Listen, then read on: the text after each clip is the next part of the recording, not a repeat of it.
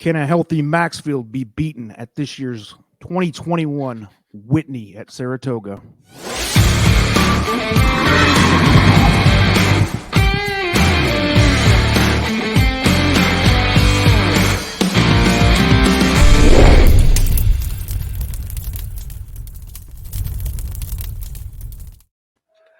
Everyone, we are Trust the Profits. We are coming to you today, August 3rd, 2021. I'm the Formula, joined by El Hombre. How's it going? Yo. Good, man. What's up? What's up? We're brought to you, as we have been the past few weeks, by our proud new sponsor, BUSR, the award-winning international gaming company. All your horse racing needs, all your big game needs. They got casino games. And again, in our description, follow the link, busr.com/theprofits. You could get up to $500 in bonuses by signing up through that link. So go do it. El Hombre, what are we talking about today? Well, we could talk about is there an over-under bet at BUSR? I haven't checked. Is there over-under bet on the Lakers' average age now with the recent signings? But I checked it today. It is 41.5 to go off at the first tip on game one. 41.5 years of age. They re-signed Tragic Johnson and got younger. They signed Kendrick Nunn today, and I think they went down to 38. So that might be trending. All right, we're talking for realsies about 2021 Whitney Stakes this weekend, which is just, if you haven't seen the lineup, it's pretty absurdly strong. It's phenomenal. And it's definitely the biggest talent-filled field of the year so far.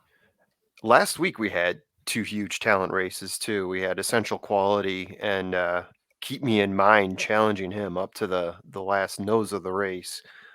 We had a couple good races there, but this, I would say, is a step up from that even. Well, yeah, I think the Essential Quality is definitely still, at least in my mind, the number one contender. I know you're on Maxfield, but I think this race is way deeper. This race goes about 6 horses deep. It does. 6 out of the 7 that you see on the screen right now are all, legit monsters, whereas EQ had a couple. Keep Me in Mind was a pleasant surprise. Very cool to see him do that well. So yeah. Without further ado, man, let's bust into this thing. What do we got here? At the top of the food chain. Who do we got? Yeah, we got Maxfield. I mean, this horse is nearly unbeaten. The one blemish is a Santa Anita handicap where it pulled third to Idle. To me, it's a race between him and maybe, I don't know, we got 3 or 4 other horses that could be challenging him. I've got one in mind that I really like that I think could be the upset here, if anyone is at all. This horse is just pretty much won it all. It's too bad we didn't get to see him in the Derby a couple years back. Brendan Walsh and Jose Ortiz is the jockey on this one. Obviously, if you're going to say, if we're going to be picking who's the favorite going into this race, it's Maxfield. Agreed. And if we're going to throw out numbers as far as morning line goes, I'll throw out what my guesstimate will be, and it's only because this field is stacked. I think you might get Maxfield at a reasonable price, somewhere around 5-2 or 2-1. If ever there were time, it's this Saturday. Yeah. Obviously, the post positions haven't been drawn at this point. There's nothing official yet, but this looks to be the lineup. So with that said, I mean, there are, like I said, there's 5 other contenders here besides the Maxfield that people are going to put money on. And I, for that reason, I think Maxfield will actually get a decent price here, which is rare. Right. It's one of those rare races where you see a horse that you never think will ever get a good price again, getting a good price. So yeah, exactly. Congrats to you if you're able to profit off of that. Next up here on your list is Swiss Skydiver. So my notes on Swiss Skydiver, I mean, it's just another hell of a horse here. Struggled at the Breeders' Cup Distaff. We'll remove that one from the equation, right? And we'll talk about the other races. Winner of the Preakness, winner of the Beholder Mile in 2020. Alabama Stakes, Santa Anita Oaks. Kentucky Oaks was a second place, I believe, to She Dares the Devil. I mean, this is another hell of a horse that can hang with the big boys. Definitely a consideration. McPeak is the trainer. Robbie Alvarado's the standard jockey here. What else you want to say about Swiss Skydiver? I know she's your girl. Yeah, it's my favorite female horse outside of Zenyatta ever. I love the horse. I've won a bunch of money with her. And the last time everybody thought she was outmatched, she went out and won. Yeah, the Preakness last year. So that was impressive. I don't think you can write her off. I think you got to keep her into exotics, especially like trifectas. Not sure she can win this one. Might be outmatched slightly, but I don't think anybody's going to be shocked if she gets there. Yeah, yeah. The speed figures are all there. For Swiss Skydiver, obviously she's had some huge wins. I just think the field, the field is just so Yeah, it's astronomically crazy. impossible, right? Um, my other two favorites for finishing in the money, we still got to go and talk through them, and there's going to be some shockers who I probably leave out, but that's the way it is, even with 7 horses. Now for the third horse down, you have a monster, Knicks Go, Brad Cox, and believe it or not, obviously it's Brad Cox's second fiddle to essential quality. Right? B Cox is just stacked this year. Yeah, he Knicks is. Go has been a absolute monster at times. He's been inconsistent, which is the knock on him. What's your Yeah. take on Knicks Go? Just is inconsistent is correct. You just don't know where this horse is, whether it's coming or going. For a while, it was challenging Charlatan for top horse in the U.S. leading up to the Saudi Cup. Piled up 4 impressive wins, including the Pegasus at Gulfstream before the Dominant Saudi wins Cup. too. Dominant wins, yeah, exactly. And it was Knicks Go versus Charlatan for a while. Then he pulled a 4th at Saudi, followed it up with a 4th at the Metropolitan, beneath such names as Silver State by my standards and Mischievous Alex. Followed up with a big speed figure at Prairie Meadows at the I got to get this right, the Cornhusker There you go. handicap. I messed that up when I originally spelled it out. You can imagine what I put originally. Yikes. Is that win enough for him to bounce back after a couple down races, right? Down races at the highest level, but still, this is another highest level race here. I don't have Knicks Go in my top 3. I'm waiting to be shown wrong on Knicks Go, but for right now, I do not have him finishing in my top 3. Okay. And I think you're going to get it again. This is such a stacked field that the odds on horses like Knicks Go, by my standards, and even Swiss Skydiver Yeah. are going to be long. You're going to get a price. It's going to be, and that's how balanced this race is. I actually like Knicks Go to pull the upset out of anybody in this. Pull the win. I think it's going to be boom or bust though. I don't think he's the type that's going to hang around and get second or third. I think he's either going to perform like he has in the past and go all in and win, or things will go sideways and he's, not going to be a factor at all.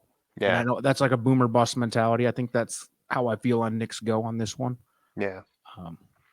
It's a tough race to call. It really is. I commend anybody who has a strong opinion on this thing, because outside of Maxfield being the favorite to win, I can't see how anybody can sit here with any confidence and be like, "Oh, I know this is the top 3." I think you're fooling yourself with that. So yeah. You're taking a guess. That's and for next certain. up is another premium contender by my standards, by Golden Sense. What's your gut on him? Good horse. Oftentimes shows up in the money, but not in the winner's circle. Last win was the Oaklawn Mile, beating Rushy and Wells Bayou. It was a good race, but maybe a level or 2 below what we're expecting this one to be. This is a Calhoun Gabby Saez combo. Yeah, by my standards, great horse, but as I stack him up against these other horses, I'm pushing him out of the money. I tend to agree, except that I think he could possibly hit third. I agree with you that I don't think he's going to compete to win. I think he could be the bottom of a trifecta, superfecta type wager, but don't love him in the top 2 spots at all. Yeah. So next up, we go to the next world-class athlete, Happy Saver by Super Saver, a Todd Pletcher joint. Yep. What do you see on Happy Saver? So Happy Saver, 6 starts, only 1 loss, a 3rd place finish in his last race at the Suburban Stakes in Belmont, lost to Max Player and Mystic Guide. I love this horse. I think it's a horse that competes to win. I think it'll compete to win in this race. It's an East Coast horse, has a lot of New York races, loves Belmont, loves Saratoga, Pletcher, plus Irad. I think if there is a horse to beat Maxfield, and we both said Maxfield is the favorite in our opinion, my horse is Happy Saver. I can't kill you for it. I think it was less than impressive at the Suburban. Yeah. Which is why I think you might get a price on him, because recency can't- bias is going to kick in here for and a he lot wasn't of people. terrible at that race either. He was No, just beaten, and just and beaten. and that was a really tough field there too, much like this one. Yeah. So And next up, Maxfield ran the greatest race of his life and surprised us all who were writing him off months well, I back. think Maxfield's biggest knock is the injuries, and I think that's been consistent all through. Did I say Maxfield or Max Player? I meant Max Player Player. beat him. Yeah. Okay. We got to keep those straight because it always confuses me. So Yes, it does. So the last of what I would call the big contenders, Yeah. and of course, at this point, I believe it's only a 7-horse field, is Silver State, yeah. a hard spun, the Asmussen joint. This for this horse to be ranked by Horse Racing Nation as the 6th out of 7 just shows you It's comical. just shows you how stacked this field is. What's your take on Silver State? Go. I mean, this horse reeling off 6 straight wins, most of them allowance races, but it also won the Metropolitan, in which case it beat, by my standards, Knicks Go, Mischievous Alex, and also the Oaklawn Handicap, where it beat Express Train, Owendale, and Fearless. So if you remove all those, all of this horse's runs at the fairgrounds previous to this, where it was ramping up for the Kentucky Derby or for the Triple Crown a couple years back, this is pretty much an undefeated horse. Just don't take it to the fairgrounds. It seems to be its kryptonite.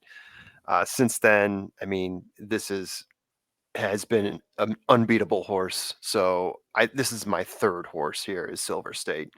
Are we looking at 8-1, 10-1 on Silver State and Happy Saver? It would I think be. you are.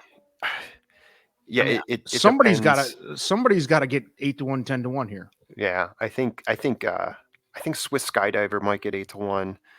I think the public is really going to pump up Knicks Go because I know that there's a lot of, like I said, there's the charlatan and the Knicks Go people around. Swiss the Skydiver, Sonic there's the upside. Philly fans, the believers in the Philly. That's and, true. That's and true. she's been proven to win against the boys before. So I mean, I think Yeah. a lot of these horses are going to take money, and rightfully so.